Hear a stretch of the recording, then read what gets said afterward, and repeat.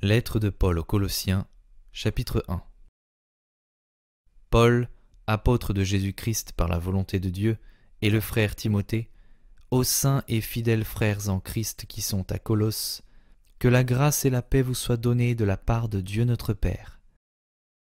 Nous rendons grâce à Dieu, le Père de notre Seigneur Jésus-Christ, et nous ne cessons de prier pour vous, ayant été informés de votre foi en Jésus-Christ et de votre amour pour tous les saints, à cause de l'espérance qui vous est réservée dans les cieux, et que la parole de la vérité, la parole de l'Évangile vous a précédemment fait connaître. Il est au milieu de vous et dans le monde entier. Il porte des fruits et il s'accroît, comme c'est aussi le cas parmi vous, depuis le jour où vous avez entendu et connu la grâce de Dieu conformément à la vérité, d'après les instructions que vous avez reçues d'Épaphras, notre bien-aimé compagnon de service. Il est pour vous un fidèle ministre de Christ, et il nous a appris de quel amour l'Esprit vous anime.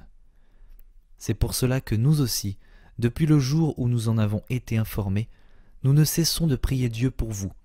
Nous demandons que vous soyez remplis de la connaissance de sa volonté en toute sagesse et intelligence spirituelle, pour marcher d'une manière digne du Seigneur et lui être entièrement agréable, portant des fruits en toutes sortes de bonnes œuvres et croissant par la connaissance de Dieu, fortifié à tous égards par sa puissance glorieuse, en sorte que vous soyez toujours et avec joie, persévérants et patients. Rendez grâce au Père, qui vous a rendu capable d'avoir part à l'héritage des saints dans la lumière.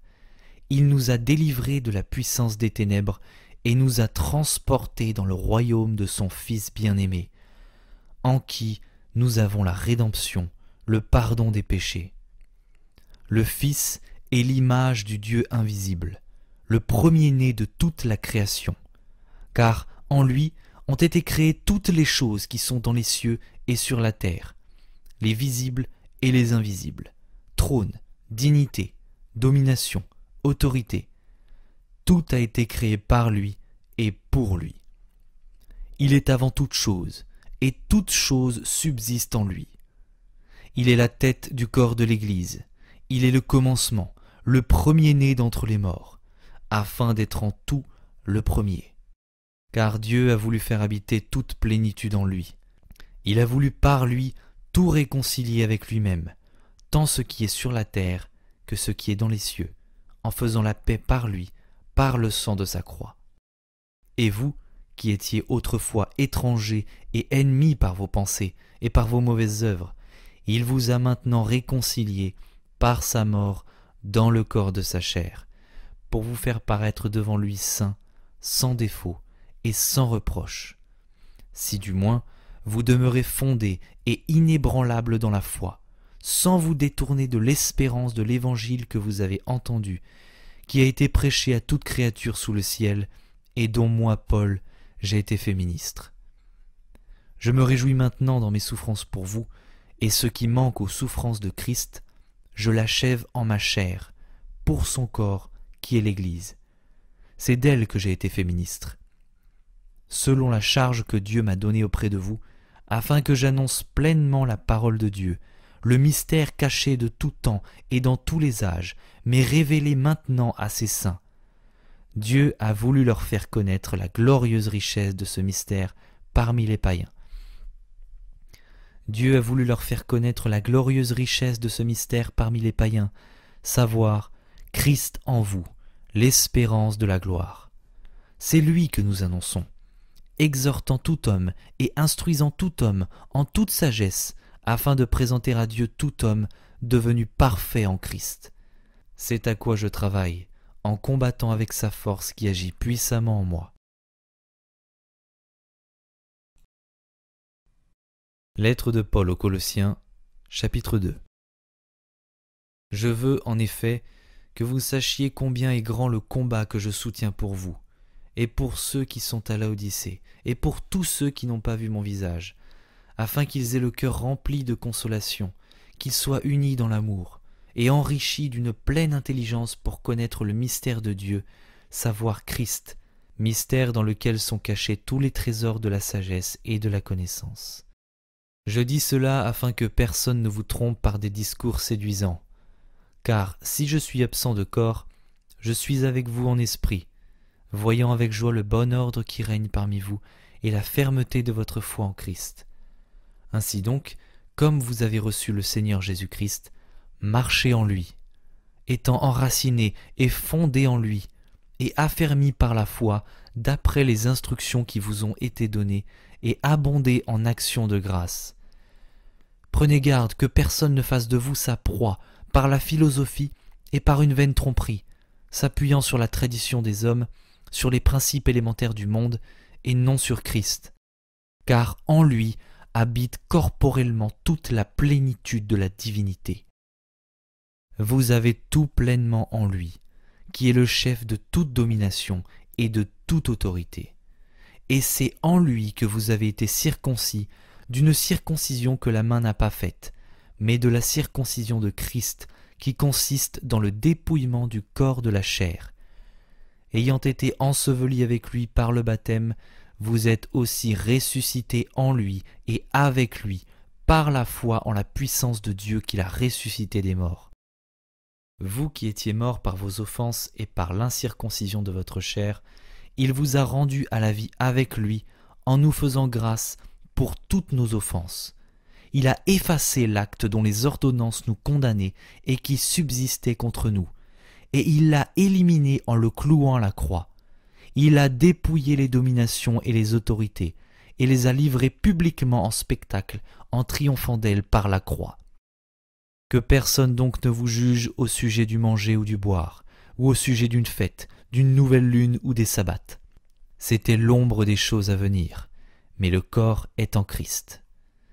Que personne, sous une apparence d'humilité et par un culte des anges, ne vous ravisse à son gré le prix de la course, tandis qu'il s'abandonne à ses visions.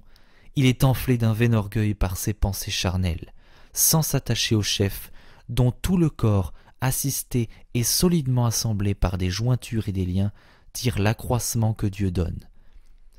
Si vous êtes morts avec Christ aux principes élémentaires du monde, pourquoi, comme si vous viviez dans le monde, vous impose-t-on ces préceptes? Ne prends pas, ne goûte pas, ne touche pas.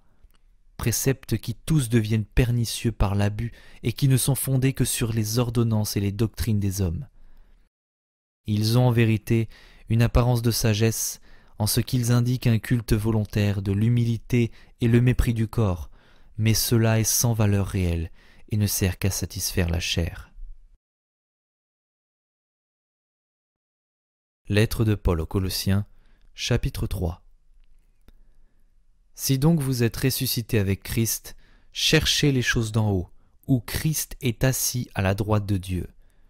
Attachez-vous aux choses d'en haut et non à celles qui sont sur la terre, car vous êtes morts, et votre vie est cachée avec Christ en Dieu.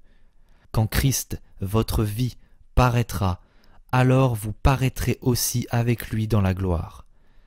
Faites donc mourir ce qui, dans vos membres, est terrestre, la débauche, l'impureté, les passions, les mauvais désirs et la cupidité, qui est une idolâtrie. C'est à cause de ces choses que la colère de Dieu vient sur les fils de la rébellion. C'est ainsi que vous marchiez autrefois lorsque vous viviez dans ces péchés. Mais maintenant, renoncez à toutes ces choses, à la colère, à l'animosité, à la méchanceté, à la calomnie, aux paroles équivoques qui pourraient sortir de votre bouche. Ne mentez pas les uns les autres, vous étant dépouillés du vieil homme et de ses œuvres, et ayant revêtu l'homme nouveau qui se renouvelle dans la connaissance selon l'image de celui qui l'a créé. Il n'y a ici ni grec, ni juif, ni circoncis, ni incirconcis, ni barbare, ni scythe, ni esclave, ni libre, mais Christ est tout et en tous. Ainsi donc, comme des élus de Dieu, saints et bien-aimés, revêtez-vous de sentiments de compassion, de bonté, d'humilité, de douceur, de patience. Supportez-vous les uns les autres, et, si l'un a sujet de se plaindre de l'autre, pardonnez-vous réciproquement. De même que Christ vous a pardonné, pardonnez-vous aussi. Mais par-dessus toutes ces choses, revêtez-vous de l'amour qui est le lien de la perfection, et que la paix de Christ, à laquelle vous avez été appelés pour former un seul corps, règne dans vos cœurs, et soyez reconnaissants. Que la parole de Christ demeure en vous dans toute sa richesse. Instruisez-vous et exhortez-vous les uns les autres en toute sagesse, par des psaumes, par des hymnes, par des cantiques spirituels, chantant à Dieu dans vos cœurs en vertu de la grâce.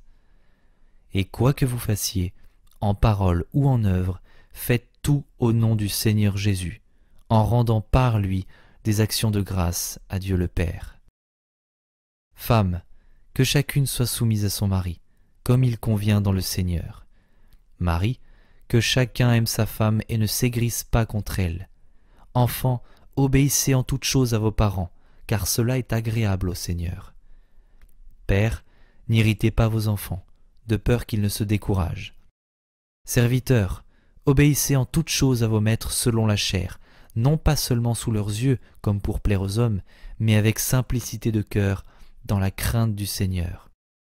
Tout ce que vous faites, faites-le de bon cœur, comme pour le Seigneur et non pour des hommes, sachant que vous recevrez du Seigneur l'héritage pour récompense. Servez Christ, le Seigneur. Car celui qui agit injustement recevra selon son injustice, et il n'y a point de favoritisme.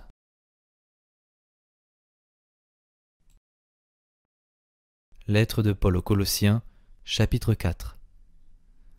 Maîtres, accordez à vos serviteurs ce qui est juste et équitable, sachant que vous aussi, vous avez un Maître dans le ciel. Persévérez dans la prière, veillez-y avec action de grâce. Priez en même temps pour nous, afin que Dieu nous ouvre une porte pour la parole, en sorte que je puisse annoncer le mystère de Christ pour lequel je suis dans les chaînes, et le faire connaître comme je dois en parler. Conduisez-vous avec sagesse envers ceux du dehors, et rachetez le temps. Que votre parole soit toujours accompagnée de grâce, assaisonnée de sel, afin que vous sachiez comment il faut répondre à chacun. Tychique, le frère bien-aimé et le fidèle ministre, mon compagnon de service dans le Seigneur, vous communiquera tout ce qui me concerne. Je l'envoie exprès vers vous pour que vous connaissiez notre situation et pour qu'il console vos cœurs. Je l'envoie avec Onésime, le frère fidèle et bien-aimé, qui est des vôtres. Ils vous informeront de tout ce qui se passe ici. Aristarque, mon compagnon de captivité, vous salue, ainsi que Marc, le cousin de Barnabas, au sujet duquel vous avez reçu des ordres. S'il va chez vous, accueillez-le. Jésus, appelé Justus, vous salue aussi. Ils sont du nombre des circoncis et les seuls qui travaillent avec moi pour le royaume de Dieu et qui ont été pour moi une consolation. Jésus, appelé Justus, vous salue aussi. Ils sont du nombre des circoncis et les seuls qui travaillent avec moi pour le royaume de Dieu et qui ont été pour moi une consolation. Épaphras, qui est des vôtres, vous salue. Serviteur de Jésus-Christ, il ne cesse de combattre pour vous dans ses prières, afin que vous teniez bon, comme des hommes faits, pleinement disposés à faire toute la volonté de Dieu. Car je lui rends le témoignage qu'il a une grande sollicitude pour vous, pour ceux de Laodicée et pour ceux d'Hiérapolis. Luc, le médecin bien-aimé, vous salue, ainsi que Démas. Saluez les frères qui sont à Laodicée, et Nymphas, et l'Église qui est dans sa maison. Lorsque cette lettre aura été lue chez vous, faites en sorte qu'elle soit aussi lue dans l'Église des Laodicéens, et que vous lisiez à votre tour celle qui vous arrivera de Laodicée. Et dites à Archippe, prends garde au ministère que tu as reçu dans le Seigneur, afin de bien le remplir. Je vous salue, moi Paul, de ma propre main. Souvenez-vous de mes liens. Que la grâce soit avec vous.